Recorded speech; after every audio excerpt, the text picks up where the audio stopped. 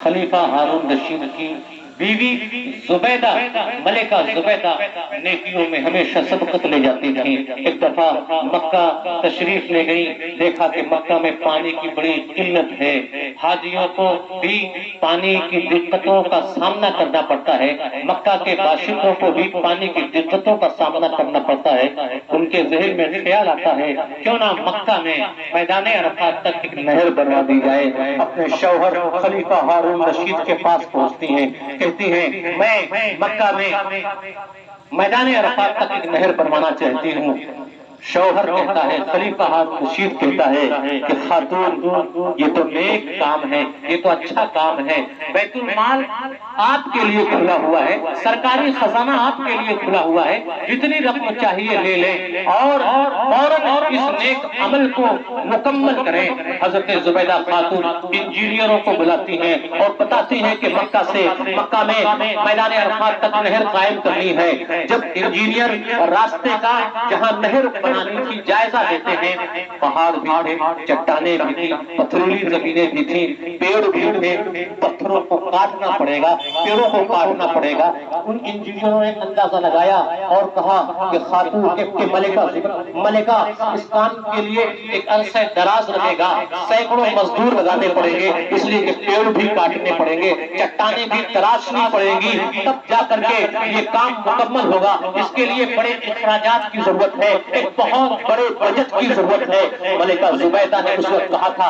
इअमलहा वलौ कानत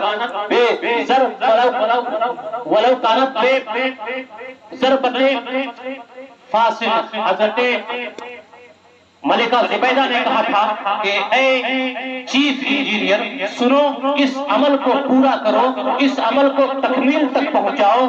जितना सरमाया खर्च होगा सारा का सारा खर्च सरमाया मैं देने के लिए तैयार हूँ। याद रखो, तुम पहाड़ों को तराशने में, पेड़ों को काटने में जो फावड़े चलाओगे, जो कुदाले चलाओगे,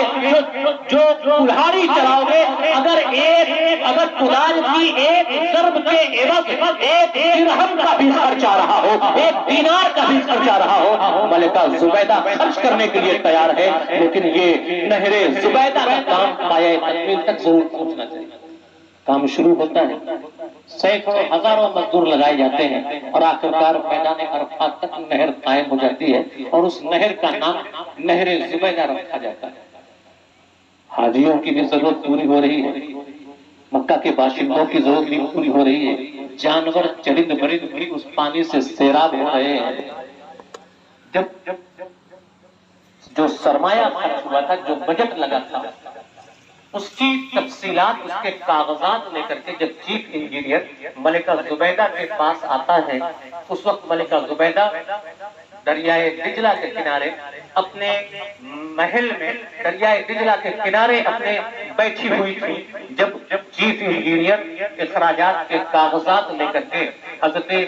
मलिका जुबैदा के पास पहुंचता है, कागजात हवाले किए जाते हैं। मलिका जुबैदा ने वो कागजात अपने हाथों में लिए और उन्हें खोल करके नहीं देखा, खोल करके देखे बगैर दरिया बुर्द कर दिया है, दरिया में वो कागजात बहा दिए हैं और अल्लाह की बारगाह में हाथ उठा करके देख कर दुआ करनी है, मेरे मौला आज इस नहरे जुबैदा की तकमील में जो भी सरमाया खर्च हुआ है, जो भी बजट खर्च हुआ है, उसकी तफसीलात, उसके कागजात मुझे नहीं देखने हैं, मुझे अपने मुलाजिमों से आज कोई हिसाब नहीं लेना है। मेरे मौला बस मेरी दुआ ये है कि कल क़यामत के दिन जब तेरी ये बंदी तेरी बारगाह में हाजिर हो जाए, मौला तू अपनी इस बंदी से भी बेसाब।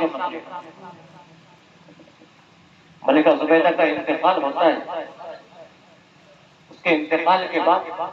बहुत से लोग ख्वाब में मलिका जुबैदा को देखते हैं। किसी ने ख्वाब में देखा तो पूछा, मलिका जुबैदा आपके रब ने आपके साथ क्या किया? तो मलिका जुबैदा ने कहा कि मेरे रब ने मेरे साथ रहम का मामला किया, मुझे अपनी बख्शिश और मग़फ़िरत से नवाज दिया है, अपनी नेमतों से नवाजा है। वो ख्वाब देखने वाला कहता है, मलिका आपके साथ ऐसा क्यों न हो, आप तो बड़ी नेक खातून थी, पारसा खातून थी, आपने तो बड़े बड़े काम किए, आपने तो मक्का में मैदान अरफात तक नहरे जुबैदा बनाई जिससे हाथी भी सैराब हो रहे हैं, मक्का वाले भी पी रहे हैं, जानवर और चरिंद परिंद भी पी रहे हैं। फिर भला आपको मग़फ़िरत سے کیوں نہ نوازا جاتا؟ تو حضرت ملکہ زبیدہ کہتی ہے نہیں، یاد رکھو جب نہر زبیدہ کا معاملہ میرے رب کی بارگاہ میں پیش کیا جاتا ہے تو میرا رب کہتا ہے ملکہ یہ تمہارا کوئی ایسا عمل نہیں ہے جس کے صدقے میں تمہاری بخشش کر دی جائے، تمہیں معاف کر دیا جائے۔ خاتون تم نے نہر زبیدہ بنانے میں اس لیے کام ہو گئی کیونکہ تمہارا شوہر خلیفہ تھا، تمہارا شوہر بادشاہ تھا، تمہارے پاس سرکاری خزانہ تھا، اس لیے تم نے نہر زبیدہ بنا دیا ہے۔ نہیں، تمہاری مغفرت کے لیے تمہارا یہ عمل کافی نہیں ہے، کوئی ایسا عمل بتاؤ جو صرف تم نے صرف اور صرف میری رضا کے لیے کیا ہو، میری محبت میں کیا ہو۔ ملکہ زبیدہ کہتی ہے میں گھبرا جاتی ہوں، اپنے اعمال کا جائزہ لینے لگتی ہوں، لیکن مجھے کوئی ایسا عمل نہیں نظر آتا ہے جو میں اپنے رب کے بارگاہ میں پیش کر سکوں اور یہ کہہ سکوں کہ مولا میں نے یہ عمل تیری محبت میں کیا تھا۔ میں سوچ ہی رہی تھی کہ میرا رب مجھ سے کہتا ہے خاتون تمہیں گھبرانے کی ضرورت نہیں ہے، تمہارا ایک عمل ایسا ہے جو ہمیں بہت پسند آیا ہے۔ ملکہ زبیدہ کہتی ہے میرے رب تمہیں بتا دے میرا وہ کون سا عمل ہے جو تمہیں پسند آیا ہے۔ میرا رب فرماتا ہے ملکہ یاد کرو زمانہ جب تم ایک دفعہ کھانے کے لیے بیٹھ رہی تھی، تمہیں بھوک لگی تھی، تمہاری خادمائیں دسترخوان سجاتی ہے، طرح طرح کی نعمتیں دسترخوان پہ چنی جاتی ہے، تم دسترخوان پہ بیٹھتی ہو اور کھانے کا ایک نوالا اٹھاتی ہو، کبھی مسجد سے اذان کی صدا بلند ہوتی ہے، اذان کی آواز تمہارے کانوں سے ٹکراتی ہے تو اچانک تمہیں خیال آتا ہے کہ اللہ کا نام لیا جا رہا ہے اور تمہارے سر کا ایک حصہ کھلا ہوا ہے، سر میں دوپٹہ صحیح سے پڑا ہوا نہیں ہے، اتنا خیال آتے ہی تمہیں یہ خیال آتا ہے کہ میرے رب کا نام لیا جا رہا ہو اور میرا سر ننگا ہو، تم فوراً ہی وہ لقمہ وہ نوالا جو منہ کی طرف بڑھا رہی تھی دسترخوان میں واپس رکھ دیتی ہو اور اپنے سر کے دوپٹے کو صحیح کرتی ہو، اذان سماعت کرتی ہو، اذان کا جواب دیتی ہو۔ جب اذان پوری ہو جاتی ہے اس وقت تم لقمہ اٹھا کر کے کھاتی ہو، کھانا شروع کرتی ہو۔ زبیدہ سنو، جس وقت تم نے ہمارے نام کے احترام میں منہ کے قریب پہنچ چکا وہ نوالا دسترخوان پہ رکھا تھا، ہمارے نام کا جو احترام تم نے کیا تھا، تمہارا یہ اکرام ہمیں اتنا پسند آتا ہے کہ ہم اس عمل کے صدقے میں تمہاری مغفرت کر دیتے ہیں۔ اس کی اہمیت رب کی نظروں میں نہیں ہے، رب تو تقویٰ دیکھتا ہے، لن ینال اللہ لحومها، اللہ کی بارگاہ میں جو ذبیحے قربانی کیے جاتے ہیں نہ ان کا گوشت پہنچتا ہے نہ ان کا خون پہنچتا ہے، جو پہنچتا ہے وہ ہے تقویٰ۔ اللہ تو دل دیکھتا ہے میرے بندہ جس وقت عمل کر رہا ہے اس کے دل کی کیفیت کیا ہے، کیا اس وقت میری محبت اس کے دل میں ہے، کیا اس وقت میرا خوف اس کے دل میں ہے، کیا اس وقت تقویٰ اس کے دل میں ہے۔ جب بندے کے دل کا دل تقویٰ سے بھرا ہوا ہو، خوف خدا سے لبریز ہو اور اللہ کی محبت سے بھرا ہوا ہو، اللہ رب العزت اس عمل کو قبول کرتا ہے اور اسے اس کی مغفرت کا ذریعہ بناتا ہے۔ اللہ ہمیں ہر ایک عمل اپنے رب کی خاطر کرنے کی توفیق عطا فرمائے،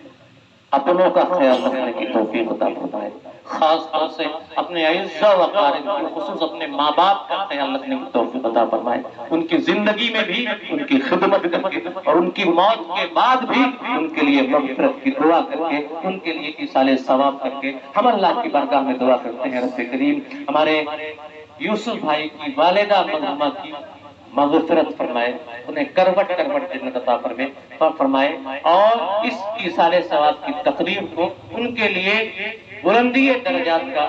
ذریعہ بنائے، ہم سب کی حاضری کو قبول فرمائے، ہم سب کی مغفرت فرمائے۔ وما توفیق الا باللہ۔ السلام علیکم ورحمۃ اللہ وبرکاتہ۔